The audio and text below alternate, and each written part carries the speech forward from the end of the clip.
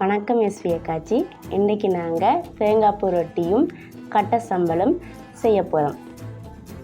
மா, தேங்காய் பூ, உப்பு, கொஞ்சமாக சீனியும் தண்ணியும் சேர்த்து குழச்சி உருண்டை எடுக்க போகிறோம்.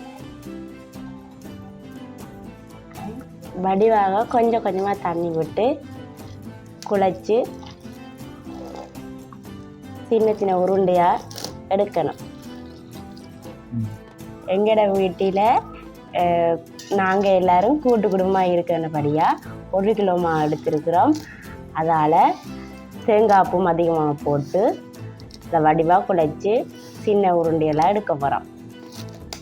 சின்ன சின்ன உருண்டை எடுத்த பிறகு நாங்கள் வெளியில் அடுப்பு மூட்டி அதில் தான் ரொட்டியை சுட்டு எடுக்க போகிறோம். அந்த காணொலியும் உங்களுக்கு காட்டுறோம்.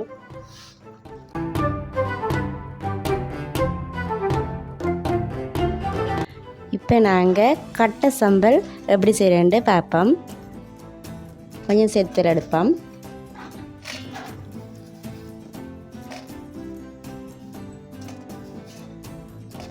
கொஞ்சமாக உப்பு சேர்ப்போம்.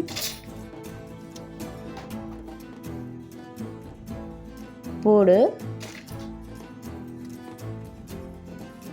பெரிய வெங்காயம் கொஞ்சம் எடுப்போம்.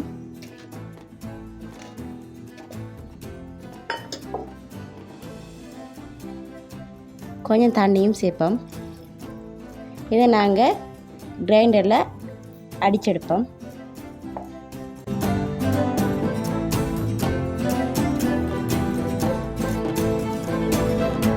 இங்கே கொஞ்சமாக எண்ணெய் பூசுவோம்.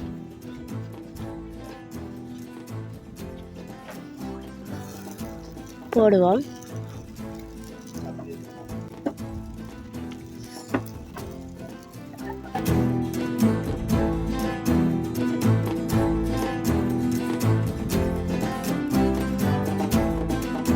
எல்லா ரொட்டியும் இப்படி திருப்பி விடுவோம்.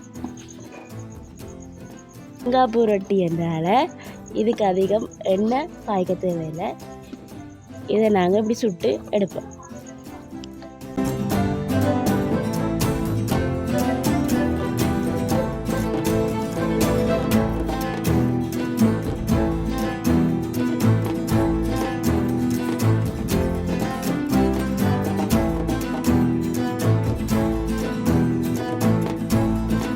தேங்காய் பூ ரொட்டியும் கட்டை சம்பலும் தயாராகிட்டு எல்லாரும் சாப்பிட வாங்க.